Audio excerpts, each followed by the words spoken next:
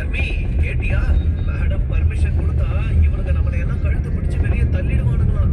இப்ப வாச்சும் தெரிஞ்சுதா அந்த மேடம் யாருன்னு என்று சொன்னவர் திரும்பி தீபக்கை பார்த்து, டேய் பொறுக்கி, உன் கூட இங்க ஒருத்தி தங்கி இருக்கான்னு எங்க எல்லாருக்குமே தெரியும். அதுவும் இல்லாம உன்னோட செக்யூரிட்டி நாய்களும் உளறிட்டானுங்க. இப்போ என்ன பண்ண போற?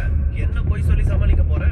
உன்னோட ஃப்ராட் தனத்தை எல்லாம் தோல் உரிக்கிறதுக்கு தான் நான் இங்க வந்திருக்கேன் என்று கீதா காட்டுத்தனமாக கத்த ஆரம்பித்து விட்டார். அவருடைய வார்த்தைகளை கேட்டதும் தீபக்கிற்கு பயங்கரமான கோபம் வந்தது. ஆண்டி, நீங்க தேவையில்லாம ஏதோ பேசிட்டு இருக்கீங்க. இதோட நிறுத்திக்கிறது தான் எல்லாருக்கும் நல்லது. எதுவா இருந்தாலும் ஷர்மிளா சொல்லட்டும், நான் கேட்டுக்கிறேன் என்று கோபமாக சொன்னார் தீபக். அவ என்னடா சொல்றது? உனக்கும் அவளுக்கும் இனி எந்த சம்மந்தமும் இல்ல. எப்பவுமே உங்களுக்கு அந்த டிவோர்ஸ் விஷயம் தானா? அதை விட்டா உங்களுக்கு சொல்றதுக்கு வேற எதுவுமே இல்லையா என்று தீபக் கோபமாக சொல்ல, அருகில் நின்றிருந்த கணேஷ், தீபக் ஆக்சுவலா என்ன நடந்துச்சுன்னா என்று சொல்லி முடிக்கும் முன்பே பின்னால் நின்றிருந்த சிவராமன் அவரை பேச விடாமல் தடுத்தார். கையும் களவுமா மாட்டினதுக்கு அப்புறம் என்ன போய் சொல்லி என்ன பண்ண போற?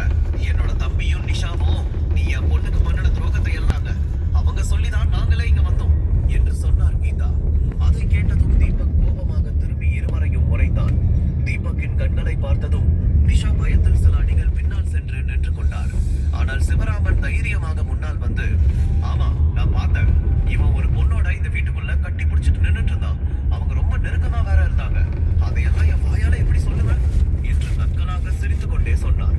உடனே கீதா கோபமாக, இப்பவே உள்ள இருக்கிறவள வெளியே இழுத்துட்டு வந்து நெஞ்சிலேயே மிதிச்சு சாகடிக்கிறனா இல்லையான்னு பாரு என்று சொல்லி முன்னால் நகர, உடனே செக்யூரிட்டி கார்ட்ஸ் துப்பாக்கியுடன் கீதாவின் முன்னால் வந்து நின்றார்கள். துப்பாக்கியை பார்த்ததும் கீதாவுக்கு கொஞ்சம் பயம் ஏற்பட்டது. ஆனால் அதை வெளிக்காட்டிக் கொள்ளவில்லை. ஓ, துப்பாக்கியை காட்டி எங்களை பயமுறுத்த பாக்குறியா? நியாயம் கேட்டு வந்த எங்க எல்லாரையும் சுட்டு கொல்ல போறியா? எங்க சுட்டு கொல்ல பார்க்கலாம் என்று கீதா கோபமாக துள்ளினார். தீபக் எப்படியும் அந்த வேலையை செய்ய மாட்டான் என்ற நம்பிக்கை அவருக்கு இருந்தது. அவர் நினைத்ததை போலவே தீபக் தன் செக்யூரிட்டி கார்ட்ஸை பார்த்து, துப்பாக்கியை கீழே இறங்குங்க, எல்லாரும் உங்களோட பொசிஷனுக்கு போங்க, இவங்க கிட்ட நான் பேசிக்கிறேன் என்று சொல்ல, உடனே எல்லோரும் தலையை ஆட்டிவிட்டு அந்த இடத்தை விட்டு நகர்ந்து சென்றார்கள். அவர்கள் சண்டை போட்டுக் கொண்டிருக்கும் போது நிஷாவின் பார்வை முழுவதும் அந்த வில்லாவின் மீதுதான் இருந்தது. கிட்ட வந்து பார்க்கும்போது இந்த வில்லா என்ன இவ்வளவு கிராண்டா இருக்கு? இந்த பொண்ணை விட்டாலே ஒரு தலைமுறைக்கு சாப்பிடலாம் போல இருக்கே. அந்த அளவுக்கு உள்ள நிறைய வேலை செஞ்சிருக்காங்க. எப்படியாவது இந்த வில்லாவை சொந்தமாக்க முடியுமான்னு ட்ரை பண்ணி பார்க்கணும். அதுக்கு எனக்கு இருக்கிற ஒரே ஒரு ஆப்ஷன் கீதா தான். அவளை மட்டும் எப்படியாவது தூண்டி விட்டு நம்மளோட வழிக்கு கொண்டு வரணும் என்று நிஷா தனக்குள் சொல்லிக் கொண்டார். அந்த சமயத்தில் கீதா தன்னுடைய பேக்கில் இருந்து விவாகரத்து பத்திரங்களை எடுத்து தீபக்கிடம் காட்டி, இந்த டிவோர்ஸ் பேப்பர்ல கையெழுத்து போடு. இதுக்கு மேல உனக்கும் என் பொண்ணுக்கும் எந்த சம்மந்தமும் கிடையாது. இனிமே அவளோட லைஃப்லயே நீ வரக்கூடாது என்று கோபமாக சொன்னார். கீதாவின் வார்த்தையை கேட்டதும் ஷர்மிளாவுக்கு பயங்கர ஷாக்காக இருந்தது. அவர் விவாகரத்து பத்திரங்களை தன்னுடன் கொண்டு வருவார் என்று ஷர்மிளா கொஞ்சம் கூட நினைத்து பார்க்கவில்லை. அம்மா, என்ன இதெல்லாம்? தீபக் முன்னாடி இப்படி எல்லாம் முட்டாள்தனமா பண்ணக்கூடாதுன்னு நான் உங்ககிட்ட எத்தனை தடவை சொல்லியிருக்கேன். முதல்ல நீங்க எப்போ இந்த டிவோர்ஸ் பேப்பர்ஸ் எல்லாம் எடுத்துட்டு வந்தீங்க? முதல்ல அதை உள்ள வைங்க, இல்லைன்னா தூக்கி போடுங்க என்று ஷர்மிளா அழுகையும் கோபமும் கலந்த குரலில் சொன்னார். அவர்களின் நடவடிக்கைகளை எல்லாம் பார்க்கும்போது தீபக்கிற்கு பயங்கர அதிர்ச்சியாக இருந்தது. அவர்கள் எதற்காக இப்படி நடந்து கொள்கிறார்கள் என்று தீபக்கிற்கு கொஞ்சம் கூட புரியவில்லை. தீபக் ஷர்மிளாவை பார்த்து, ஷர்மி, இங்க என்ன நடக்குதுன்னு நீயாவது கொஞ்சம் சொல்லு ப்ளீஸ். எதுக்காக உங்க அம்மா டிவோர்ஸ் விஷயத்தை பத்தி பேசுறாங்க? நீங்க எல்லாரும் எதுக்கு திடீர்னு பெங்களூருக்கு கிளம்பி வந்தீங்க என்று கேட்டான். தீபக்கின் கேள்விகளுக்கு ஷர்மிளாவிடம் பதில் இல்லை. அவள் சந்தேகப்பட்டுதான் இங்கே வந்திருப்பதாக சொன்னால் அதை தீபக்கால் தாங்கிக் கொள்ள முடியாது என்று அவனுக்கு நன்றாகவே தெரியும். அதனால் அமைதியாக நின்று கொண்டிருந்தான். அப்போது அருகில் நின்றிருந்த கீதா அவளை பார்த்து, அதான் சாரு கேட்கிறார்ல, சொல்லு, எதுக்கு அமைதியா இருக்க? இதுக்காகவா எங்களை கூட்டிட்டு வந்த என்று கீதா கோபமாக கத்தி சொன்னார். அதை கேட்டதும் ஷர்மிளா கொஞ்சம் தைரியத்தை வரவழைத்துக் கொண்டு, தீபக், நீ எங்க கிட்ட எதையாவது மறைக்கிறியா? எதுவா இருந்தாலும் உண்மையை சொல்லு. இவங்களோட நம்பிக்கையில எல்லாம் நான் கரிய பூசணும் என்று சொன்னார். அப்போது சிவராமன் உள்ளே நுழைந்து, வெயிட் பண்ணு ஷர்மி, அதுக்கு முன்னாடி எனக்கு சொல்ல வேண்டியது ஒண்ணு இருக்கு. அதை சொன்னாதான் இவன் எவ்வளவு பெரிய ஃப்ராடு, உன்னை இத்தனை நாளா எப்படி ஏமாத்திட்டு இருந்தான்னு உனக்கு தெரியும் என்று சொன்னார். அதை கேட்டதும் ஷர்மிளா குழப்பத்தோடு, என்ன சொல்ல வரீங்க என்று கேட்டார். போன தடவை சென்னையில தீபக்கோட கழுத்துல லிப்ஸ்டிக் மார்க் இருக்குன்னு நீயும் என் அக்காவும் சண்டை போட்டுட்டு இருந்தீங்க, ஞாபகம் இருக்கா? நான் கூட அது பிராங்க்னு சொல்லி உங்க 2 பேரையும் சமாதானப்படுத்தி அனுப்பினேன் என்று கேட்டார். ஷர்மிளாவுக்கு ஞாபகம் வந்ததை போல தலையை ஆட்டிவிட்டு, சரி, முடிச்சு போன விஷயத்தை பத்தி இப்ப எதுக்கு பேசிட்டு இருக்கீங்க என்று கேட்க, இப்பதான் சொல்ல வேண்டிய நிலைமை வந்திருக்கு. நாம பொய்யை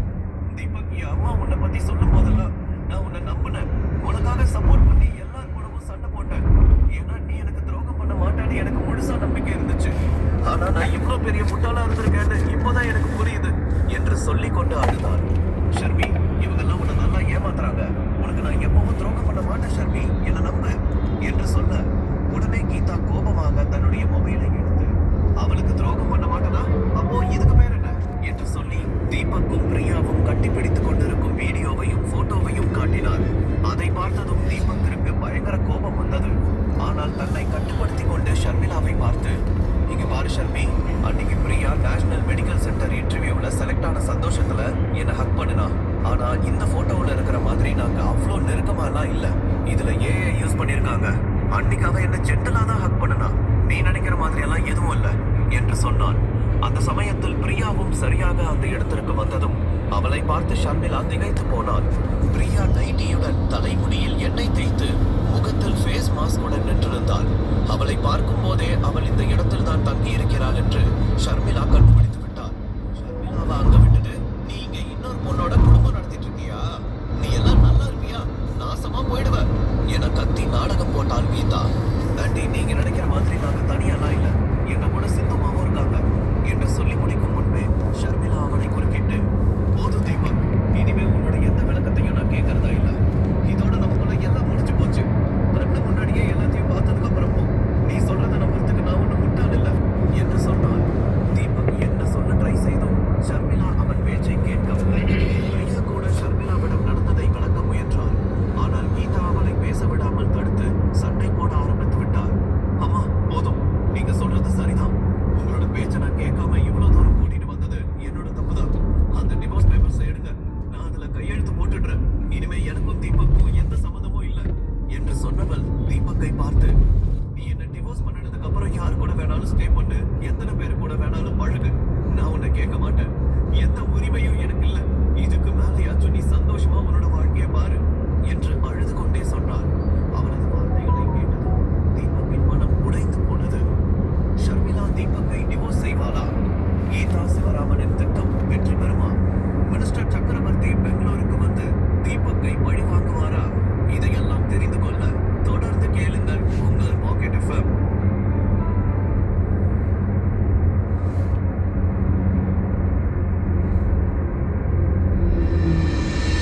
ஷர்மிளா விவாகரத்து பத்திரத்தில் கையெழுத்து போடுவதாக சொன்னதும் கீதா ரொம்பவே சந்தோஷப்பட்டார். உடனே ஷர்மிளாவின் மனது மாறுவதற்குள் கீதா அந்த பேப்பர்ஸை அவளிடம் கொடுத்து, கையெழுத்து போடு ஷர்மி, நீ போட மாட்டேங்கிற தைரியத்துலதான் இவன் எல்லா தப்பையும் பண்றான். நீ கையெழுத்து போட்டா இன்னைக்கே இவனோட திமிர அடக்குற என்று கோபமாக சொன்னார். அதை கேட்டதும் ஷர்மிளா கொஞ்சம் கூட யோசிக்காமல் அந்த பேப்பரை வாங்கி கையெழுத்து போட ஆரம்பித்தார். அதை பார்க்கும்போது தீபக்கிற்கு பணியை விடவும் கோபம் தான் அதிகம் வந்தது. உன் அம்மா பேச்ச கேட்டு என்ன டிவோர்ஸ் பண்ற அளவுக்கு வந்துட்டல்ல ஷர்மி, நீ இப்படி பண்ணுவேன்னு நான் கொஞ்சம் கூட நினைச்சு பார்க்கல என்று தனக்குள் சொல்லிக் கொண்டான். அந்த நேரத்தில் அவனுக்கு ஷர்மிளாவின் மீது தாங்க முடியாத அளவுக்கு கோபம் வந்தது. வாழ்க்கையில் முதல் முறையாக தீபக் ஷர்மிளாவின் மீது இவ்வளவு கோபப்பட்டிருந்தான். ஷர்மிளா கையெழுத்து போட்டுவிட்டு, தீபக், இதோட எல்லாம் முடிச்சது. என்னால நீ ரொம்ப கஷ்டப்பட்டுட்ட. இதுக்கு மேல நான் உன்னோட உரிமையையும் சுதந்திரத்தையும் திருப்பி கொடுத்துட்டேன். நீ உன் இஷ்டத்துக்கு சந்தோஷமா வாழலாம் என்று சொல்லி டிவோர்ஸ் பேப்பரை அவனிடம் நீட்டினான். தீபக் எந்த பதிலும் சொல்லாமல் ஷர்மிளாவையே கோபமாக பார்த்து கொண்டிருந்தான்.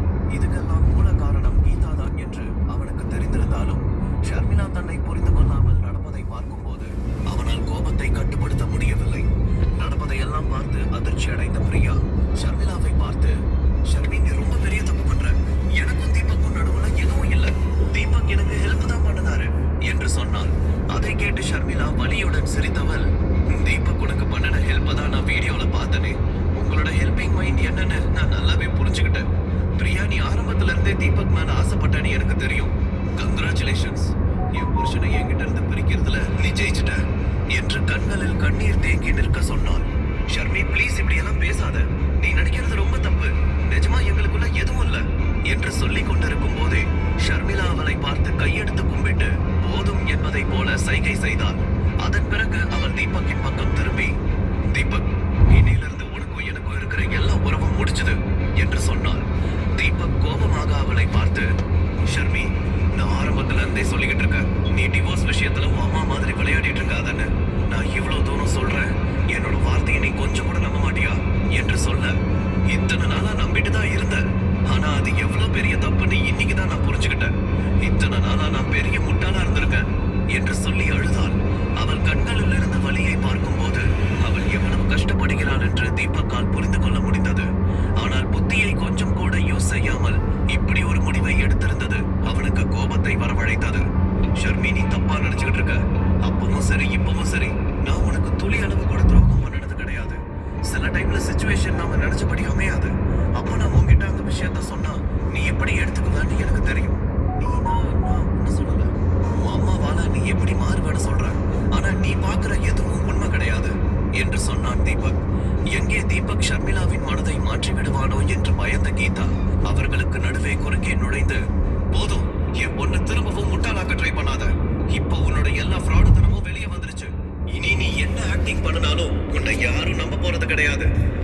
நான் தூக்கலாம்ல போயிடு என்று கோபமாக சொன்னார். ஒன்றும் இல்லை கீதா சொன்னதை கேட்டு தீபக் திரும்பி ஷர்மிளாவை பார்த்தார். அவள் எந்த பதிலும் சொல்லாமல் பாப்பா இருங்கப்பா ஒரு நிமிஷம் சரி அது மூடுங்கண்ணே அது லைட்டாக திறந்துருக்கு பேச முயற்சிக்க அதற்குள் ஷர்மிளா குறுக்கிட்டு, எனக்கு உன்கிட்ட பேச எதுவும் இல்ல, பேப்பர்ல கையெழுத்து போடு, இப்பவே நமக்குள்ள இருக்கிற எல்லாத்தையும் முடிச்சுக்கலாம் என்று சொன்னாள். அதை கேட்டதும் தீபக் மெதுவாக முன்னால் நகர்ந்து அவளை நோக்கி நடந்து வந்தான். அதை பார்த்து அங்கே இருந்த எல்லோருக்கும் பதட்டம் அதிகமானது. ஷர்மிளாவின் இதயம் படபடவென துடிக்க ஆரம்பித்தது. அருகில் வந்த தீபக் யாரும் நினைக்காத ஒன்றை செய்தான். ஷர்மிளாவின் கையில் இருந்த விவாகரத்து பத்திரங்களை வாங்கி கையெழுத்து போட ஆரம்பித்தான். அதை பார்த்து ஷர்மிளாவுக்கு மூச்சே நின்று விடுவது போல ஆகிவிட்டது. இந்த ரிலேஷன்ஷிப்பை நம்ம 2 பேரும் சேர்ந்துதான் ஆரம்பிச்சோம், இது முடியணும்னாலும் நம்ம 2 பேரும் சேர்ந்துதான் முடிக்க வேண்டியதா இருக்கும் என்று சொல்லி அந்த பேப்பரை அவளிடம் கொடுத்தான். ஆனால் அவள் டிவோர்ஸ் பேப்பரை வாங்காமல் அப்படியே பார்த்து கொண்டு நிற்க தீபக் அதை கீதாவின் முகத்தில் வீசி எறிந்துவிட்டு, வாழ்த்துக்கள் ஆண்டி, உங்க பொண்ணோட வாழ்க்கையை நாசமாக்குறதுல நீங்க கடைசியா ஜெயிச்சிட்டீங்க என்றவன் மீண்டும் ஷர்மிளாவை பார்த்து, ஷர்மி, நான் இப்போ டிவோர்ஸ் பேப்பர்ல கையெழுத்து போட்டுட்டேன், இப்ப வாச்சும் நான் பேசுறத கேட்கிற மனநிலையில நீ இருப்பேன்னு நம்புறேன். ஒண்ணு மட்டும் ஞாபகம் வச்சுக்கோ, உன்னோட பெரிய எதிரியே உன் அம்மா தான். ஃபியூச்சர்ல உன்னோட வாழ்க்கை நாசமாச்சுன்னா அதுக்கு முழு பொறுப்பும் உன் அம்மாவை தான் சேரும் என்று சொன்னான். ஆனால் ஷர்மிளா இன்னமும் தீபக் அந்த டிவோர்ஸ் பேப்பரில் கையெழுத்து போட்ட ஷாக்கில் இருந்தே வெளியே வரவில்லை. அப்படியே உணர்ச்சியற்று நின்று கொண்டிருந்தாள். ஆனால் கீதாவின் கனவு நனவானதை போல உள்ளுக்குள் சந்தோஷத்தில் துள்ளி குதித்துக் கொண்டிருந்தார். தீபக் ஷர்மிளாவை பார்த்து கொண்டிருக்க அவள் தீபக்கின் முகத்தை பார்க்க முடியாமல் தலை குனிந்து நின்றிருந்தாள். அப்போது கீதா தீபக்கை பார்த்து, இனிமே என் பொண்ணோட வாழ்க்கை நல்லா இருக்கும், இது வரைக்கும் அவளுக்கு பிடிச்ச வீடை ஒளிஞ்சது, இதுக்கு மேல என் கண்ணு முன்னாடியே வராத, எங்கேயாச்சும் ஒளிஞ்சு போ என்று கோபமாக சொன்னார். அதை கேட்டதும் தீபக் சிரித்துக் கொண்டே, வெரி சாரி, நீங்க தான் என்னோட இடத்துல இருக்கீங்க, அதனால என் கண்ணுல படாம இங்கிருந்து போயிட்டா உங்களுக்கு நல்லது. ஏன்னா இப்போ நீங்க என்னோட மாமியார் கிடையாது, என்னோட பொறுமை மீறிச்சுன்னா நான் என்ன பண்ணுவேன்னு எனக்கே தெரியாது என்று கோபத்தில் பல்லை கடித்துக் கொண்டு சொன்னான். ஆனால் கீதா அவ்வளவு சுலபமாக அந்த இடத்திலிருந்து செல்ல விரும்பவில்லை. அவள் பிரியாவை பார்த்து கோபமான குரலில், இந்த சோனியாக்காரி தான் என் பொண்ணோட வாழ்க்கையை நாசமாக்கிட்டா, நான் அவளை அவ்வளவு சீக்கிரமா விட்டுட்டு போக மாட்டேன், என் பொண்ணுக்கு பண்ணின துரோகத்துக்கு கண்டிப்பா அவளை பழி வாங்கியே தீருவேன் என்று கத்தியவர் பின்னால் திரும்பி சிவராமனையும் நிஷாவையும் பார்த்து, இவளோட கண்ணத்திலேயே பலார்னு 4 ஆற கொடுத்து என் பொண்ணோட கால்ல தூக்கிட்டு வந்து போடுங்கடா என்று கத்தினார். அதை கேட்டதும் சிவராமனும் நிஷாவும் முன்னால் வர பிரியா பயந்தாள். ஆனால் தீபக் அவர்களை பார்த்து, பிரியா மேல ஒரு அடி விழுந்துச்சு, அதுக்கப்புறம் நீங்க யாரும் இங்கிருந்து உயிரோட போக மாட்டீங்க, நான் முன்னாடியே சொல்லிட்டேன், உங்களுக்கும் எனக்கும் இருந்த உறவை எல்லாமே நான் கையெழுத்து போட்டதுமே முடிச்சு போச்சு, இப்போ நீங்க எல்லாரும் எனக்கு வெறும் ஸ்ட்ரேஞ்சர்ஸ், தோலை உரிச்சு உப்பு கண்ட போட்டுருவேன் என்று கோபமாக சொல்ல சிவராமனும் நிஷாவும் பயத்தில் உறைந்து போய் அப்படியே பின்னால் சென்றார்கள். ஷர்மிளாவுக்கு தீபக் பிரியாவுக்கு ஆதரவாக பேசுவது பிடிக்கவில்லை. ஆனாலும் அந்த சமயத்தில் எதுவும் பேசாமல் அமைதியாக நின்று கொண்டிருந்தார். அந்த சமயத்தில் கேட்டிற்கு அருகில் ஒரு ஆட்டோ வந்து நின்றது. வெளியில் ஷாப்பிங் சென்றிருந்த சிந்து கையில் ஒரு பேக்குடன் உள்ளே நுழைந்தார். அப்போது அங்கே இருந்த கூட்டத்தை எல்லாம் பார்த்து, இங்க என்ன நடக்குது, ஏதாவது பிரச்சனையா, தீபக் யார் இவங்கெல்லாம் என்று கேட்டார். சிந்துவின் கண்களுக்கு தீபக்கின் பாடிகார்ட்ஸ் சிவராமன் நிஷாவும் தான் முதலில் தெரிந்தார்கள். முன்னால் நின்றிருந்த கீதாவையும் ஷர்மிளாவையும் அவர் சரியாக பார்க்கவில்லை. அதே சமயத்தில் நீண்ட வருடங்களாக அவர்களை பார்க்காமல் சிந்துவுக்கு அடையாளமும் தெரியவில்லை. சிந்துவை பார்த்த கீதாவுக்கும் அடையாளம் தெரியவில்லை. சிந்து உடல் ரொம்பவே மெலிந்து வித்தியாசமான தோற்றத்தில் இருந்தார். அவரை பார்த்ததும் கீதா கடுப்பாக தீபக்கின் பக்கம் திரும்பி, இன்னமும் எத்தனை பொண்ணுங்களை தான் வச்சிருக்க, கிழவியை கூட விட்டு வைக்க மாட்டியா, என்ன மாதிரியான ஆளு நீ என்று கத்த தீபக் கோபத்தில் பல்லை கடித்தார். அப்போது நிஷா, இந்த 2 பேரும் சேர்ந்துதான் ஷர்மிளா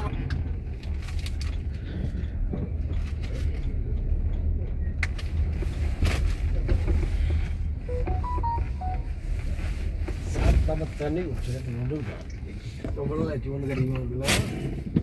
இந்த சேம்பரில் அந்த இது தெரிஞ்சதுல தண்ணி ஆர்வம், அது இப்போ தண்ணி அதிகம் குடிக்கல, கொஞ்சம் யாருமே குடிக்கல. எனக்கு பார்சல் ஒன்று இருக்குது, போகிற வழியில் எஸ்டி கொரியரில் வாங்கிட்டு போயிடலாமா? போகிற வழியில் எஸ்டி கொரியரில் வாங்கிட்டு போயிடலாமா?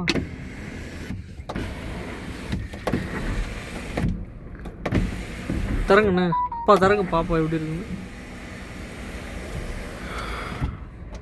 ஃபுல்லாக தரணுச்சா?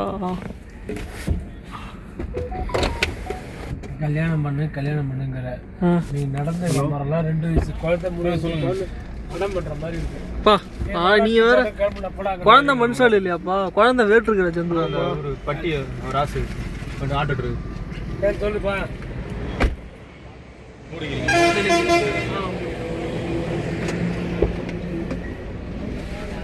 இல்லை வேணாம்.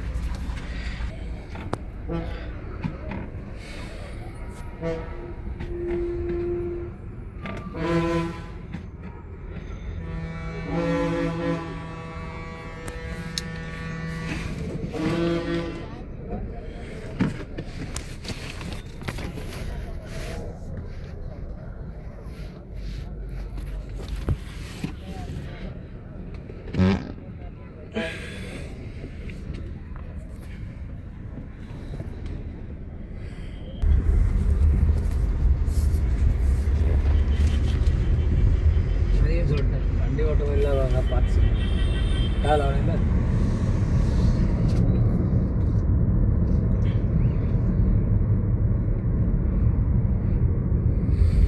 நாங்கள் சிசிடிவி கேமராவும் இருக்கோம் எங்க இந்த சம்பவம் நடந்த இடத்துல. யார் சொன்னா? எல்லாமே அதான் சொல்கிறாங்களோ. இப்போ அந்த அக்காட்ட பேசின அஞ்சலாச்சி அக்காட்ட அவங்க வேணா கேமரா வேலை அங்கே இருந்த ஆளுங்களையும் வந்து சொல்கிறாங்க, நீங்கள் தான் திரும்பினா வேணா கேமரா கூட இருக்கு பாரு அப்படின்னு.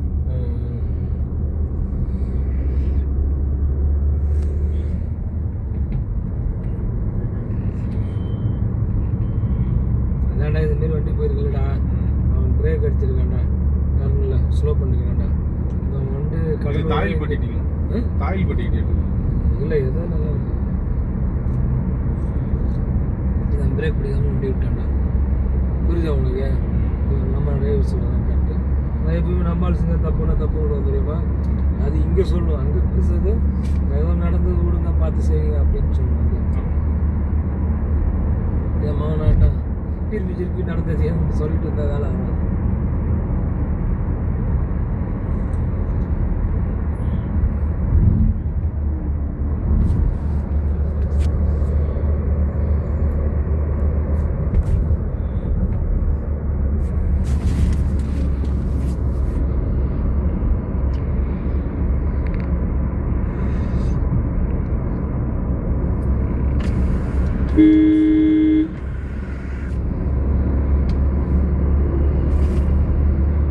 சொல்லிருக்கின்றியா? அதையும் சொல்லிட்டேன், ரவுண்டான இருக்கு அவங்களுக்கு தெரியும் போலீஸ் அங்கே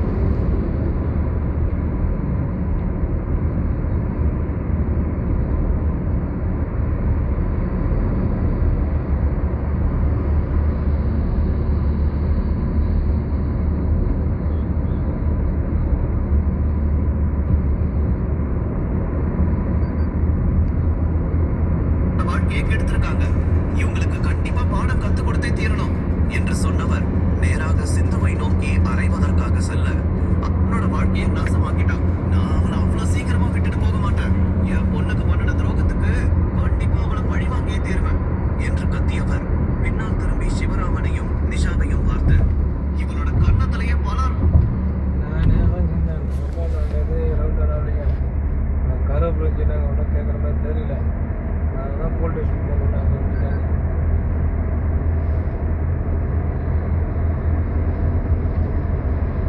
நான் ஆரம் கொடுத்து என் பொண்ணோட கால்ல தூக்கிட்டு வந்து போடுங்கடா என்று கத்தினார். அதை கேட்டதும் சிவராமனும் நிஷாவும் முன்னால் வர பிரியா பயந்தாள். ஆனால் தீபக் அவர்களை பார்த்து, பிரியா மேல ஒரு அடி விழுந்துச்சு, அதுக்கப்புறம் நீங்க யாரும் இங்க இருந்து உயிரோட போக மாட்டீங்க. நான் முன்னாடியே சொல்லிட்டேன், உங்களுக்கும் எனக்கும் இருந்த உறவை எல்லாமே நான் கையெழுத்து போட்டதுமே முடிஞ்சு போச்சு. இப்போ நீங்க எல்லாரும் எனக்கு வெறும் ஸ்ட்ரேஞ்சர்ஸ், தோலை உரிச்சு உப்பு கண்ட போட்டுருவேன் என்று கோபமாக சொல்ல சிவராமனும் நிஷாவும் பயத்தில் உறைந்து போய் அப்படியே பின்னால் சென்றார்கள். ஷர்மிளாவுக்கு தீபக் பிரியா பேசுவது பிடிக்கவில்லை.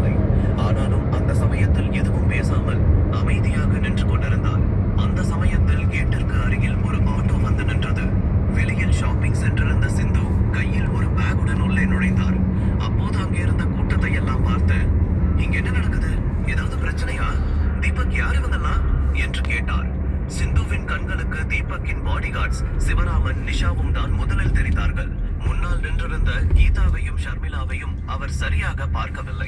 அதே சமயத்தில் நீண்ட வருடங்களாக அவர்களை பார்க்காமல் சிந்துவுக்கு அடையாளமும் தெரியவில்லை. சிந்துவை பார்த்த கீதாவுக்கும் அடையாளம் தெரியவில்லை. சிந்து உடல் ரொம்பவே மெலிந்து வித்தியாசமான தோற்றத்தில் இருந்தார். அவரை பார்த்ததும் கீதா கடுப்பாக தீபக்கின் பக்கம் திரும்பி, இன்னமும் எத்தனை பொண்ணுங்களை தான் வச்சிருக்க? கிழவிய கூட விட்டு வைக்க மாட்டியா? என்ன மாதிரியான ஆளு நீ என்று கத்த தீபக் கோபத்தில் பல்லை கடித்தார். அப்போது நிஷா, இந்த 2 பேரும் சேர்ந்துதான் ஷர்மிளாவோட வாழ்க்கையை கெடுத்திருக்காங்க. இவங்களுக்கு கண்டிப்பா பாடம் கத்து கொடுத்தே தீரணும் என்று சொன்னவர் நேராக சிந்துவை நோக்கி அறைவதற்காக செல்ல, அப்போது பின்னால் இருந்து கோபமான கணீரென்ற ஒரு குரல் கேட்டது. ஒழுங்கா பின்னாடி போ, அவங்க மேல ஒரு அடி விழுந்துச்சு, நான் உன் கைய உடைச்சிருவேன் என்று கத்தினார். அந்த வார்த்தையை கேட்டதும் கீதா உட்பட எல்லோரும் அதிர்ச்சி அடைந்தார்கள். உங்களுக்கு என்ன வந்துச்சு? உங்க பொண்ணோட வாழ்க்கை நாசமானதை பார்க்க முடியாம தானே இவ்வளவு நேரம் ஓரமா உட்கார்ந்துட்டு இருந்தீங்க? இப்போ இந்த கிழவியை பார்த்ததும் உங்களுக்குள்ள அப்படியே என்ன சந்தோஷம்? அவளுக்கும் உங்களுக்கும் என்ன சம்பந்தம் என்று கீதா கோபமாக கேட்க, கணேஷ் கோபத்தில் டக்குன எழுந்தவர், கீதா, வார்த்தை அளந்து பேசு. இதுக்கு மேல ஒரு வார்த்தை பேசுன நான் மனுஷனாவே இருக்க மாட்டேன். அவ யாருன்னு நினைச்சிட்டு இருக்க? என்னோட தங்கச்சி சிந்து என்று கணேஷ் சொல்ல, எல்லோரும் அதிர்ச்சியில் திரும்பி சிந்துவை பார்க்க ஆரம்பித்தார்கள். சிந்துவும் அப்போதுதான் கணேஷையும் கீதாவையும் கொஞ்சம் உற்று பார்க்க ஆரம்பித்தார். ஷர்மிளா சிந்துவை பார்த்ததும் அதிர்ச்சியுடன், ஆமா, இது சிந்து அத்தைதான், ஆனா அடையாளம் தெரியாத அளவுக்கு இப்படி மாறி போயிட்டாங்களே என்று நினைத்தவள் வேகமாக ஓடிச் சென்று அவர் காலில் விழுந்து ஆசீர்வாதம் வாங்கிக் கொண்டாள். சிந்து சந்தோஷமாக சிரித்துக் கொண்டே அவள் தலையை தடவி கொடுக்க, அப்போது கணேஷ் கண்களில் தேங்கி நின்ற கண்ணீரோடு, சிந்து, எப்படிமா இருக்க? நீ உன்னோட ஃபேமிலி கூட இல்லாம இங்க என்ன பண்ணிட்டு இருக்க? அங்கெல்லாம் நல்லா தானே போயிட்டு இருக்கு என்று கேட்டார். அந்த சமயத்தில் எல்லோருடைய கேள்வியும் அதுவாக தான் இருந்தது. அப்போது ஷர்மிளா தீபக்கின் அருகில் வந்து, தீபக், சிந்து அத்தை இங்க என்ன பண்றாங்க? அவங்க பகவதி ஃபேமிலி கூட தானே இருக்காங்க இல்லையா என்று கேட்டாள். ஆனால் தீபக் அவனிடம் எதுவும் பேசாமல் நேராக கணேஷின் பக்கம் சென்றான். தீபக் தன்னை கண்டு கொள்ளாமல் சென்றது அவனுக்கு இதயத்தை நொறுக்குவதை போல இருந்தது. தீபக் கணேஷின் அருகில் வந்ததும் கணேஷ் அவனை பார்த்து, தீபக், இங்க என்ன நடக்குது? சிந்து பகவதி ஃபேமிலியில தானே வாழ்ந்துட்டு இருக்கா என்று கேட்க, அங்கிள், சிந்துமா இங்கதான் இருக்காங்க, அவங்க பகவதி ஃபேமிலி கூட ஸ்டே பண்ணல தீபக் சொன்னான். அதை கேட்டதும் எல்லோரும் குழப்பத்துடன் ஒருவரை ஒருவர் பார்த்து கொண்டார்கள். அப்போது சிந்து கணேஷை பார்த்து, அண்ணா, நான் ஆரம்பத்துல இருந்தே பகவதி ஃபேமிலி கூட இல்ல. என் ஹஸ்பண்ட் இறந்ததுக்கு அப்புறம் எல்லாரும் என்ன வீட்டு விட்டு அனுப்பிட்டாங்க. நான் இத்தனை வருஷமா பிரியாவோட வீட்டுல தான் இருந்தேன் என்று சொன்னார். அந்த வார்த்தையை கேட்டு எல்லோருக்கும் பயங்கர அதிர்ச்சியாக இருந்தது. கணேஷால் அந்த வார்த்தையை நம்பவே முடியவில்லை. சிந்து இத்தனை வருடங்களாக எவ்வளவு கஷ்டப்பட்டு இருப்பார் என்று நினைக்கும் போது அவருடைய கண்களில் இருந்து கண்ணீர் வருவதை தடுக்க முடியவில்லை. சிந்துமா, அப்படியே என்கிட்ட இதெல்லாம் சொல்லவே இல்லை. உன்னோட அண்ணன் இன்னமும் உயிரோட தான் இருக்காங்கிறத மறந்துட்டியா என்று அழுது கொண்டே கேட்டார். கணேஷ் இவ்வளவு எமோஷனலாக பேசுவதை பார்த்து சிந்துவை தன்னுடன் அழைத்து வந்து விடுவாரோ என்று கீதா பயந்தார். அதனால் அங்கே இருந்த சூழ்நிலையை மாற்ற விரும்பினார். உடனே அவர் சிந்துவை பார்த்து, அப்படி இருந்தாலும் நீங்க 2 பேரும் இவ கூட என்ன பண்றீங்க? பிரியா வீட்லயே சந்தோஷமா இருந்திருக்க வேண்டியதானே? எங்க கிட்ட எல்லாரும் சேர்ந்து என்ன மறைக்க பாக்குறீங்க என்று கேட்டார். அவருடைய கேலியான சிரிப்பை பார்த்ததும் தீபக் கோபமாக கீதாவை பார்த்து, இங்க பாருங்க, மறுபடியும் சொல்றேன், நீங்க இப்ப என்னோட மாமியார் கிடையாது.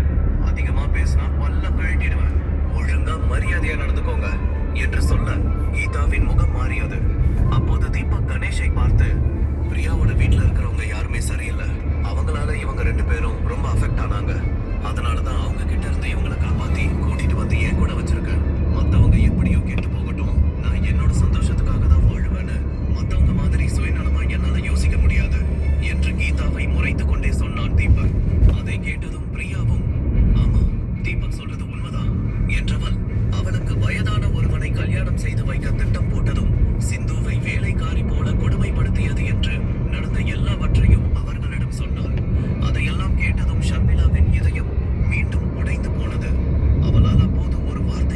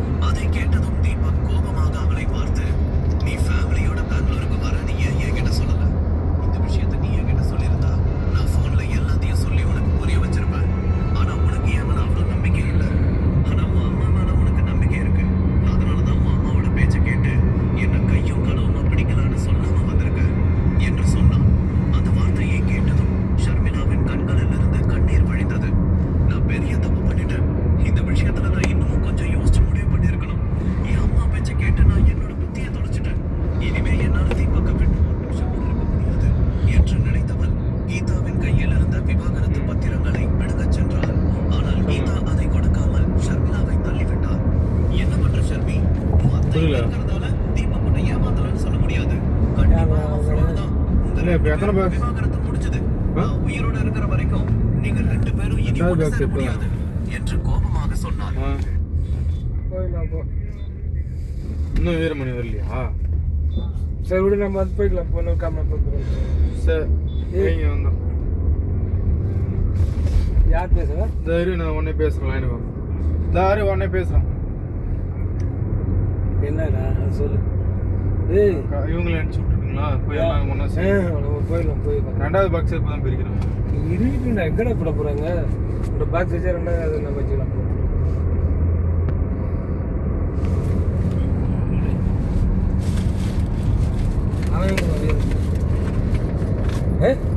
வண்டிக்கிட்ட எந்த வண்டிக்கிட்ட? அவரு தண்ணி விடுவாரு. இவன் 4 பேர் வைக்கிறாங்க, 5 பேர் வைக்கிறாங்க. 4 லேடிஸ். 5 சொன்னமே.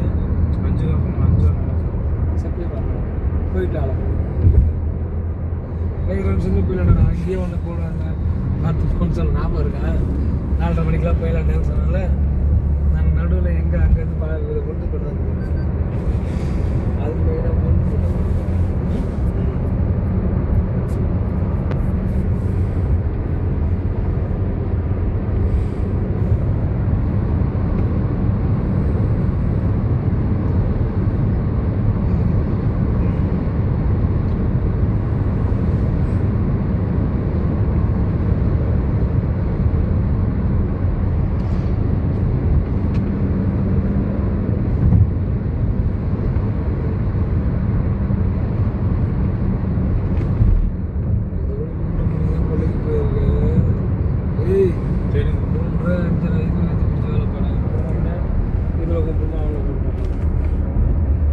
வார்த்தை புரியுதா? அது எவ்வளோ பாக்கி தராங்க நைட்டு சொல்கிறேன். அது ஒரு டே சொல்ல வந்து 1000 போச்சு.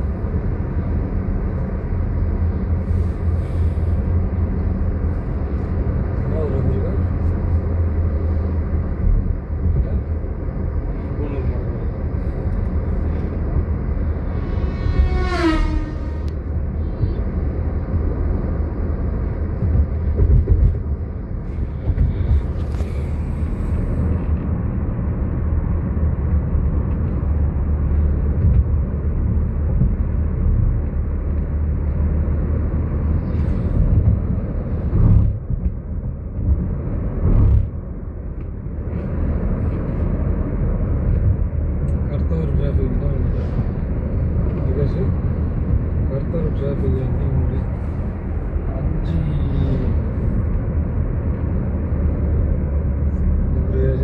சொல்லுங்க 5:25 போகலாம் செல்லம் சேம்பர் இந்த இடத்துக்கு செல்லம்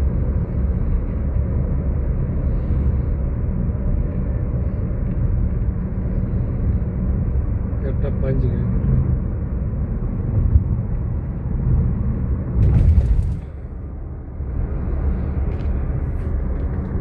பா அவங்கப்பா அவர்கிட்ட போலீஸ்கிட்ட செவ்வாய்க்கிழமை வரோன்னு சொல்லிட்டா பார்த்துக்கலாம். சரி நான் ஃபோன் பண்ணி போக சொல்கிறீங்களா? யாரு இந்த 5 லட்சம் வேணாண்டா வாடா.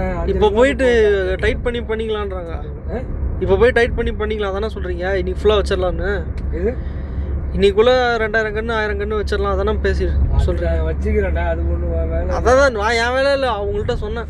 அதான் சொல்ல போய் பார்த்தேன்.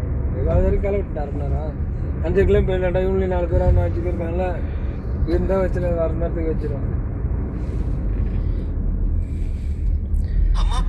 6:30 மணி வரையும் வெயில் இருக்குல்லண்ணே. 6:30 மணி வரையும் வெயில் இருக்கும்ல. 6:15 வரைக்கும் வச்சுக்கலாம். 3/4 மணி நேரம் ஒன்றும் மிச்சம் இல்லை. நீங்கள் பண்ணுவோம். இனிமே தீபக் இல்லாம என்னால வாழ முடியாது என்று சொன்னான். அப்போது தீபக் அவளை பார்த்து, நீ ஏற்கனவே அதை பண்ணிட்ட ஷர்மி. ஒரு ஹஸ்பண்ட் அண்ட் ஒய்ஃபுக்குள்ள இருக்கு. இந்த வரைக்கும் ஓனர்கிட்ட பேசுகிறேன். என்ன ஹலோ சொல்லுப்பா, என்னப்பா சொல்கிறாங்க?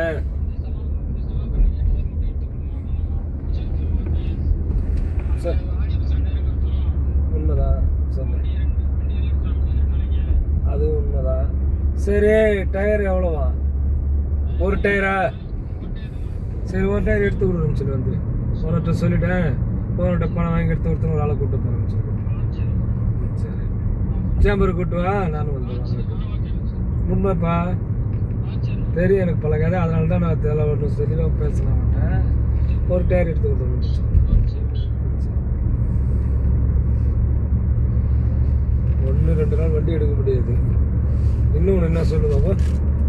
நீ சனிக்கிழமை திங்கக்கிழமை தானே எடுக்கணும். திங்கக்கிழமை செவ்வாய்க்கிழமை 4 நாள் வண்டி எடுத்துக்கலாம். அந்த வண்டியுமே அதே கதை தான். உடனே ஒரு 1000 ரூபா பணம் கொடுத்துருவோம் கூட கேட்கலாம் பார்த்தேன். முன்னாடியே அங்கே சொல்லிட்டேன். டயர் என்ன 4000 ரூபா வரும்.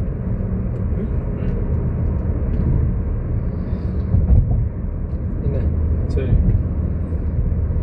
இவனும் இங்கே வந்தால் 2000 செலவு பண்ணுவோம். இங்கே இப்போ நீங்களா காசு தர்றோம் அவங்களுக்கு ஆக்சிடென்ட். அது கடவுள் பார்த்துக்குவார்ப்பா. அவங்களுக்கு யார் கொடுப்பாங்களோ எனக்கு என்ன தெரியாது. அவருக்கு ஏதோ ஒன்று சொல்லி விட்டோம். டயர் வாங்கி கூட நான் உங்களை வாங்கி தர சொன்னாங்களா? அவங்கள வாங்கி தர சொன்னாங்களா? எனக்கு புரியலன்னு கேட்குறேன். வண்டி யாருதோ நம்ம வண்டி கிடையாது. ஆமா, உங்ககிட்ட என்னால வாக்குவாதம் பண்ண முடியாது. வாக்குவாதம் இல்லை, என்னன்னு கேட்டா பதில் சொல்ல மாட்டீங்க. வண்டி வேலை செய்யறவன் வண்டி அவன் வாடகைக்கு வரான், வாடகைக்கு போறான். அவன் வண்டி எதை எடுத்து வச்சு போட்டு சொன்னா ஒரு டயர் கேட்டாங்க எடுத்து கொடுறான்ட்டேன். அவ்வளோதான் முடிஞ்சு போச்சு. அப்புறம் சரி, அது அவங்களுக்குள்ள பணம் வருது, அவங்க விஷயம். நம்ம எல்லாம் அவன் வண்டி தானே, அவன் தானே ஓனரு. ஆமா, அவன் தானே பேசிக்க போறான். ஆமா, நமக்கு என்ன இருக்காதுல. நமக்கு ஒன்றும் இல்லை. நமக்கு வேலை செய்யறவங்களும் கொஞ்சம் சொன்னோம், அவ்வளோதான். இதுவும் பொலிட்டிஷியன் கேஸ் தான். இப்போ பேசி எவ்வளோ ரெண்டாவது? ஏய் ஆமாப்பா, ஒரு விஷயம் கூட கேட்குறேன். ஏய் வளர்ப்பேன். உளுந்தூர்பேட்டை டீ கடையில் டீ சாப்பிடும்போது பேசணுமா? ஏய் காதில் வாங்க, காதில் வாங்க. உளுந்தூர்பேட்டை டீ கடையில் டீ சாப்பிட்டோமா? ஆமா. இன்னும் நம்ம வந்து பூனரே வரல, பூனர் தாண்டி வரோம். புரியுதா? 15 நிமிஷத்துல பேசி முடிச்சு ஒரு டயரோட வாங்கிட்டு வேலை முடிச்சு போச்சா? ஆமா. இந்த மாதிரி இருக்கணும்னா போறவங்க கம்பெனி. இப்போ போனால வண்டி டிரைவர் அவன் கம்பெனி போனா நின்னா என்கிட்ட ஸ்டேஷன் போயிட்டாங்கன்னு சொன்னாங்க.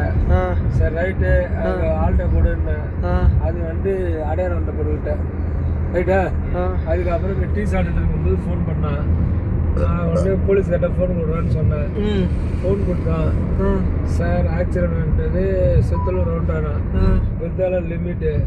நீங்கள் கூட்டு வந்திருக்கிறது என்ன ஒரு கருவேப்பிலம் வச்சு. அதை பற்றி ஒன்றும் பிரச்சனை இல்லை. பையன் ஆட்டோ டிரைவர் வண்டி நல்ல அவனுக்கு 1000 கிடைக்கும். அதான் கொடுக்க முடியும். ஏதோ பார்த்து பேசி விடுங்க. 2 வார்த்தை முடிச்சிட்டேன். அவங்ககிட்ட ஒரு டயர் வாங்கி கொடுப்பான். அவனை கேட்டுருக்காங்க. அவன் சரிட்டு இருக்கான். யாரு? இந்த வண்டி டிரைவர் இருக்கான்ல, வண்டி இடிச்சவன். காரில் வந்தான்.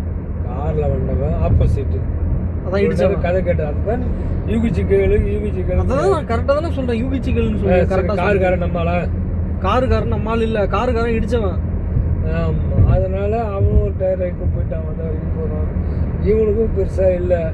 இப்போ ரெக்கார்டாக போயிட்டேன்னா கம்ப்ளைண்ட்டும் போயிட்டு 5000 ரூபா கொடுக்கணும். போலீஸ் ஸ்டேஷனுக்கு, ஆர்டிஓ ஆஃபீஸுக்கு 2000 ரூபா கொடுக்கணும், புரோக்கருக்கு 2000 கொடுக்கணும்.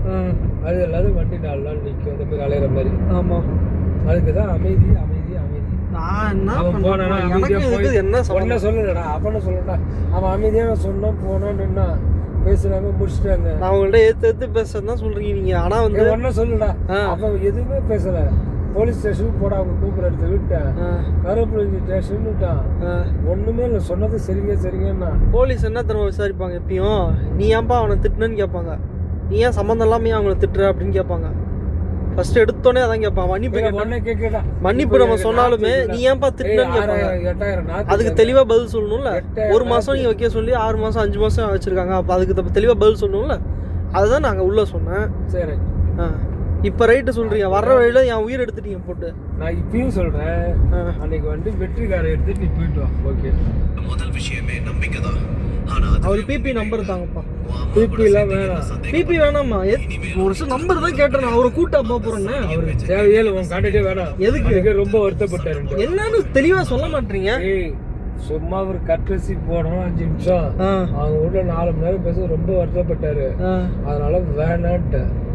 ஆமாப்பா, வருத்தப்படுவாங்க தான்ப்பா. திட்டாரு என்ன ஓவரா. உங்களை திட்டாரு? ஆமா, என்னன்னா ஒன்னு திட்டுறது என்ன திட்டாரு. என்ன திட்டுறாரு? திட்டாரு. சரி ரைட்டு, அவ்வளவுதான் முடி. எல்லாம் பார்க்க முடியாது, கேட்க முடியாது. சரி, அப்படின்னா அசோக்னு இன்னொருத்தர் யாரையோ கூட்டு போ. இஷ்டம் இல்ல என்று சொன்னான். அந்த வார்த்தையை கேட்டதும் ஷர்மிளா உடைந்து போனாள். தீபக்கின் வார்த்தைகள் அவளுடைய இதயத்தை உயிரோடு உருவியதை போல இருந்தது. தீபக் நிஜமாகவே ஷர்மிளாவை விட்டு பிரிய போகிறானா? ஷர்மிளா எப்படி தீபக்கை சமாதானப்படுத்துவார்? கீதாவும் சிவராமனும் சேர்ந்து அடுத்து ஏதாவது திட்டம் போட போகிறார்களா? இதையெல்லாம் தெரிந்து கொள்ள தொடர்ந்து கேளு. கதை கேட்கறல, நான் நீ வரும்போது கேளுடா. நிறைய தெரிஞ்சுக்கூடிய சமாச்சாரம் இருக்கும். என்னது இப்படிலாம் சில பேர் மருமகனா இருக்காங்க, வீட்டோட மருமகனா, மருமகா இருக்காங்க, பொண்ணு இருக்கு, பையன் இருக்கான். காலத்துல நல்லா மோசமா இருக்காங்கப்பா. வெளில தெரியாம இருக்குது, அவ்வளவுதான்ப்பா. நான் ஏன்டா அதெல்லாம் தெரிஞ்சுக்கணும்? நீங்க தெரிஞ்சுக்க வேணாம். இப்ப நீங்க இருக்காங்கன்னு சொன்னீங்கல்ல, இதை விட மோசமா இருக்காங்க. வெளில தெரியாம அதெல்லாம் வெளில தெரியாம இருக்காங்க. எனக்கு தேவையே இல்லை அதெல்லாம். இப்ப இந்த சென்டர் ஓனர் சைக்கோ இருக்கான்ல, சென்டர் சைக்கோ இருக்கான்ல, அவன்லாம் என்ன, அவன்லாம் எதுல சேர்த்து வருவான்? அமைதி அமைதி அமைதி. ட்ரெயின் பார்த்தியா? சின்ன பிள்ளைல வரட்டோம்மா வந்து ட்ரெயின் நடந்தோம். ஏடா பிரகாஷ், வளர்ந்த உடனே ட்ரெயினா? நான் பார்க்க, நான் இப்ப வீடியோ அதை கூட எடுத்தேன், விடக்கூடாதுன்னு. ஏடா பிரகாஷ், பாருங்க, இப்ப கூட எடுத்துட்டு தான் இருக்கேன். அதுவா? நான் எங்க தாத்தா வச்சிருந்தாரு, தாத்தா வச்சிருந்தாருலாம் நான் சொன்னதே இல்லை. நான் பார்க்காத. உங்க பொண்டாட்டி தான் இப்படிலாம் சொல்லுவாங்க, அம்மா தான் இப்படி சொல்லுவாங்க. நான் 100 ட்ரெயின் வாங்குவேன், ஹெலிகாப்டர் வாங்குவேன், ஏரோப்ளைன் வாங்குவேன். ஏன் ஆசை ஒன்றும் பா, என் அம்மா தான் இந்த மாதிரி சொல்லுவாங்க, புரியுதாப்பா? அம்மா பற்றி பேசவே இல்லை. நீ எனக்கு வேண்டாம் ஷர்மி, எனக்கு உன் கூட வாழ இஷ்டம் இல்ல என்று தீபக் சொன்ன வார்த்தையை கேட்டதும் ஷர்மிளா உடைந்து போனாள். அவளால் தீபக்கை பார்க்க முடியாமல் அப்படியே தலை குனிந்து நின்றிருந்தாள். என்ன நடந்தாலும் தீபக் தன்னிடம் வந்து விடுவான், தன்னை வெறுக்க மாட்டான் என்ற நம்பிக்கை அவளுக்கு இருந்தது. ஆனால் தீபக் திடீரென இப்படி பேசியதை அவளால் நம்பவே முடியவில்லை.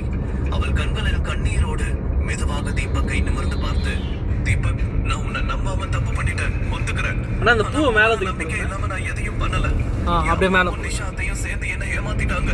இங்க வந்து நான் பிரியாவும் கூட பார்த்ததும் என்னோட புத்தி வேலை செய்யாம போயிடுச்சு. புருஷனோட எந்த பொண்ணு பக்கத்துல இருந்தாலும் எல்லா பொண்டாட்டிகளும் என்ன மாதிரி தான் நடந்துக்குவாங்க என்று சொன்னாள்.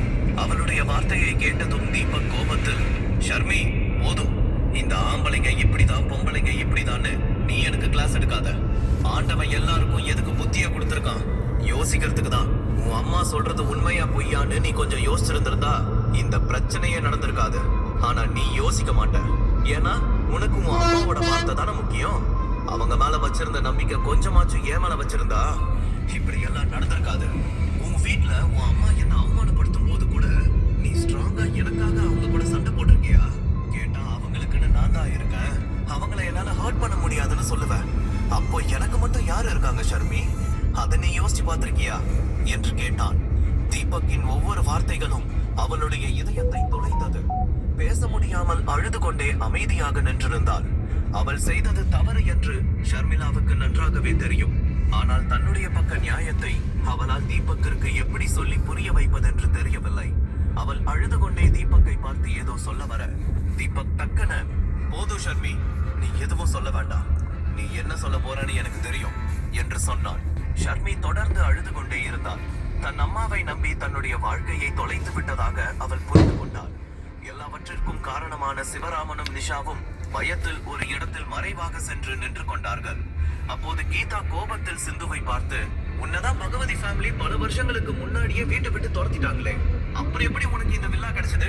தீபக் மாதிரி நீயும் ஏதாவது டிராமா பண்ணிட்டு இருக்கியா என்று கேட்டாள். அண்ணி, உங்க மருமகனை பாத்தியா, எல்லா போலீஸுமே இப்போ கருவேப்பிலை நம்பர் பார்த்துட்டேன், எவனுமே அங்கே இருக்க மாதிரி தெரியல, வருத்தம் தான் இருக்காங்க. அதுமாரி நம்பூர் ஸ்டேஷன் இந்த குண்டாவை நல்ல மறந்தாங்க, அவன் தான் இருக்கான். கருவேப்பிலை 14 வண்டியில் என்னாச்சுன்னு ஹார்ன் அடிச்சு விட்டுருங்க. இல்லை ஒன்றும் ஹார்ன் அழித்தே பிடிக்கூடாது. உடச்சி பிடிக்கல இருக்கு. என் மாமன்லாம் அப்படி உடச்சி தானே பிடிக்கும். அது அர்ச்சனை ஓட்டல கார் ஓட்ட கத்துறோம் பயக்கூட வந்து இதே மாதிரி தான் எழுத்து அவர் தான் 2 வீலர் விட்டான் நம்ம பால் 2 வீலர்லாம் விடல, அவன் கிட்ட வந்து காலை விட்டுருப்பான். காலை ஐடியா இப்போ பிடிச்சிட்டே விட்டுட்டான். அவன் இந்த மாதிரி நம்ம பையன் சொல்லிட்டு ஒன்று போயிட்டான். எனக்கு போலீஸ் ஃபோன் பண்ணிட்டு போயிட்டான்.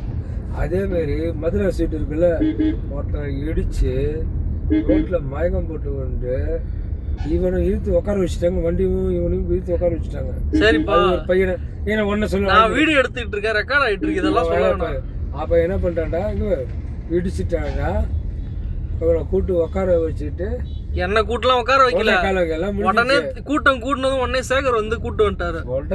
ஒண்ணும் பண்ணல, உட்கார வச்சு ஒரு 2 நிமிஷம். உங்களுக்கு 4 பேர் சொன்னதுதான் தெரியும், எனக்கு நாங்க அனுபவிச்சு நாங்க நின்றுட்டு வந்தோம். பண்ணி வச்சிருக்கோம் இந்த இடத்துல தான் அந்த கார் இதாச்சு பாத்தியா. அந்த கார்காரன் வந்து 2 வீலர் காரன் வரும்போது வயசான கிழவன் ஹார்ன் அடிச்சு காதுல விழல. அவன் கொண்டாந்து விட்டாப்பா. அவன் கொண்டாந்து விடல, அவன் நின்னுட்டே இருக்கான் வண்டியில. அவன் ஓவர் அடிபட்டு அடிச்சுரா. ஓவர்லாம் அடிப்படல, கீழே விழுந்துட்டான் அவ்வளவுதான். சொல்றேன் அங்க மதுரை சீட்ல என்ன எங்க பார்த்தாலும் சேவை ஒன்றும் எலும்பட்டில பெரிய வேலை இல்லை. கரெக்டா அவனே போங்கன்ட்டான். என்ன அவன் கீழே விழுந்தவனே நாங்கள் எங்கள் மேலே தான் தப்பு, வேகமாக வந்துட்டோன்னு அவனே போங்கன்ட்டான். இவங்க சுற்றி இருக்கிறவங்க பார்த்துட்டு அந்த பையன் அடிப்பட்டதை பார்த்துட்டு உடனே என்ன இது பண்ணதும் கடைசியில் சேகரனை வந்து கூப்பிட்டு வீட்டில் ஒன்று விட்டாரு. அதாவது பழனி நல்லா ஒரு 5 நிமிஷம் உட்கார வச்சுட்டாங்க. அதுக்கப்புறம் 5 நிமிஷம்லாம் உட்கார வைக்கல. அதுக்கப்புறம் இவன் சேகர் அங்கேருந்து ஆள் வந்து இங்கேருந்து இவன் போய் போன உடனே எங்கள் முதலாளி பிள்ளை தானே விட்டுடுக்கணும் அப்படின்ட்டான். அங்கேருந்து அவங்க யாரும் சொல்லிட்டாங்க. யாருக்கு தெரியுமா, செவிடன் நல்ல களியா அவன் பங்காளி. நான் எப்பயுமே யாருமே எல்லாம் எனக்கு கூப்பிட மாட்டேன் தெரியுமில்ல. வேண்டிய ஆளை மட்டும்தான் கூப்பிட்றேன். மற்றவங்கெல்லாம் அவர் எல்லாரையுமே ஊரில் நான் மரியாதை தான் பண்ணுவேன். என்னது அதுமாரி அவனும் வந்து நான் எப்பயும் டீ சாப்பிடு போவான்னு போய் சொல்ல வந்தா போனால் 10, 20, 50 கொடுக்குறேன்ல, அதுதான் அவனுக்கு கிடைச்ச சுகம். அந்த 10 ரூபாய்க்கு நீ கூட இப்போ எங்கேயோ சொன்ன தெரியுமா, நாங்கள் நன்றி உணர்ச்சின்னு சொன்னேன். நான் எதுக்கு சொன்னாங்க வரும்போது, எந்த கதைக்கு சொன்னேன், ஏதோ ஒரு கதைக்கு தான் சொன்ன ஞாபகம் இருக்கா. அதுதான் அந்த 10, 20 கொடுக்கறதானா நம்ம நீ வாழ வச்சுது. அதை இவனை உட்கார வச்சுட்டு போட்டுட்டாங்க. என்னை உட்கார வச்சுட்டுலாம் போகணுன்னு சொல்லப்பா. மாரி கால் உடைஞ்சாதான் ஆமாம் உடைஞ்சதுன்னு மடையிலன்னு சொல்ல மாட்டான். நான் அதெல்லாம் ஒன்றும் நடக்கல. நீங்கள் என்ன பேசிக்கிட்டு இருக்கீங்க சம்மந்தம் இல்லாமல். சரி நீங்கள் இப்போ சொன்னதுன்னு வச்சுக்கோங்க, நான் தெரியாமல் பண்ணிட்டேன், ஏதோ குடிச்சிட்டு போதையில் பண்ணிட்டேன். சரியாப்பா, நீங்கள் சொல்லாததையும் சொல்லிட்டு அவன் ரோட்டில் என் மேலே தான் தப்பு. ரோட்டில் அவனால நடந்து வந்தாங்கடா பிரகாஷ். அவன் 2 ஃபுல்லு குடிச்சிட்டு வந்தான்டா. 2 ஃபுல்லு இல்லை, ஹாஃப் தான். தள்ளாடி வந்தான். ஹாஃப் தான் குடிச்சான். கரெக்டாக ஓட்டிட்டு போனானா இவன். அவன் வந்து ஆடி வந்து அவன் தெளிவாக தான் வந்தான், நான் தான் போயிட்டு ஓதிட்டேன். சரியாப்பா, உண்மையை ஒத்துக்கிட்டேன். சந்தோஷமாப்பா, உண்மையை ஒத்துக்கிட்டேன். சொல்லுவாங்க நான் தான் குடிச்சிட்டு போய் மோதினேன், என் மேலே தான் தப்பு. ஓகேவாப்பா, எல்லாமே என் தப்பு தான். நம்ம ஊருன்ற ட்ரெஸ் விட்டாங்க அவ்வளோதான். வெளியூராக இருந்தால் அதெல்லாம் உனக்கு தெரிஞ்ச வாடகைக்கார் கூட வச்சு வெற்றி கூட எனக்கு தெரிஞ்சவன்டா. சக்தி கூட்டு அவன் கூட எனக்கு தெரிஞ்சவன்ப்பா. அவர் உங்களை விட எனக்கு நல்லா பழக்கம் அவரு. அதனால தான் வேணான்னு வேற கார் வச்சுக்கோ. அப்பெல்லாம் பஸ்ஸில் போப்பா, பஸ்ஸில் போயிட்டு ஆட்டோவில் போப்பா. விழுப்புரம் போய் விழுப்புரத்துலேருந்து பாண்டிச்சேரி போய் அங்கேருந்து அப்படியே போலீஸ் ஸ்டேஷன் போப்பா. அது கரெக்டு தானே பிரகாஷ்?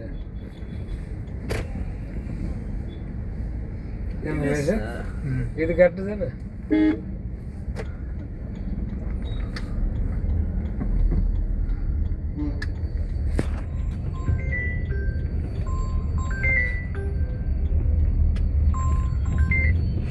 ரமேஷ் வெளில போயிட்டு இப்போ தான் வரப்போகிறேன். காலையிலே ஒரு 8 மணிக்கு வா, ஒரு 7 மணிக்கு காலைல 9 மணிக்கு வா. 9 மணிக்கு மேலே நீ எனக்கு ஒரு 8 மணிக்கு ஃபோன் பண்ண பண்ண போகிறேன். 8, 8:30.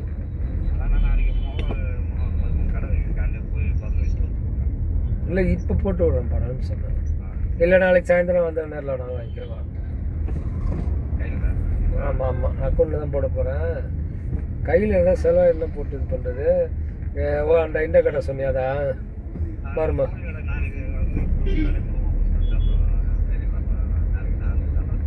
சரி ரைட்டா பார்த்துட்டு வா, அப்புறம் சாயந்தரமா வா. சரி ரைட்டு வேலை வந்து இது நாளைக்கு மதியானம் இல்லை அவன்கிட்ட சொல்லிவிட்டு நாளைக்கு சாயந்தரமா வா. ஆமாம் கணக்கு பார்த்துறேன். உனக்கு நாளைக்கு 1:40 போட்டு விட்றேன். அவனுக்கு அவன் கணக்கு கிட்டத்தட்ட நெருங்கிச்சுன்னு வச்சுக்கோ, அப்போ அவன் கொடுக்க சரியாக இருக்கும். அதெல்லாம் அவனுக்கு சொன்ன போகிறான், அவன் கண்ட போகிறான். எனக்கு உன் கணக்கு தான் முதல்ல பிடிக்கணும். அவன்கிட்ட சொல்லிட்டு நேற்று வந்தான், நடுக்கொள்ளையில் வந்தான், எனக்கு பிடிக்கவே பிடிக்காது. நடுக்கொள்ளையில்